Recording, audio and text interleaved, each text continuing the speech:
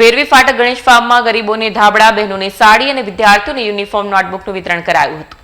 કથાકાર પ્રફુલભાઈ શુક્લના ભેરવી ફાટક ગણેશ ફાર્મમાં દેવનારાયણ ગોધામ મોતાના પૂજ્ય તારાચંદ બાપુ તરફથી આજે એકાદશીના દિવસે સ્વર્ગીય જેઠમલજી ગોખરુ અને સ્વર્ગીય પુષ્પાબેન ગોખરુના સ્મરણાર્થે 135 બહેનોને સાડી, 150 ગરીબોને ગરમ ધાબળા, 160 આદિવાસી વિદ્યાર્થીઓને યુનિફોર્મ, નોટબુક અને પેન્સિલનું વિતરણ કરાયું હતું.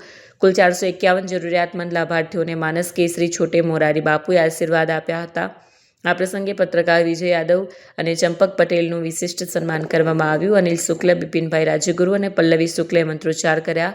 પ્રફુલભાઈ શુક્લ, તારાચંદ બાપુ, રિંકેશ શાહ, વિજય લાલજી પરમાર અને વૈભવ માર્બલવાળા, કિશોરસિંહજી રાજપુરોહિત, તાલુકા પંચાયત ઉપપ્રમુખ લીલાબેન અમદાવાદીએ મહેમાનોનું સ્વાગત કર્યું હતું. કાર્યક્રમને સફળ બનાવવામાં બિપિનભાઈ પટેલ, જયસિંહભાઈ પટેલ, બચુભાઈ પટેલ, ચંદ્રકાંત પટેલ, મનુભાઈ, રૂપા ભવાની, અમૃત પટેલની મહેનત તરી આવી હતી. ગરીબ લાભાર્થીઓના ચહેરા પર ખુશાલી દેખાઈ રહી હતી.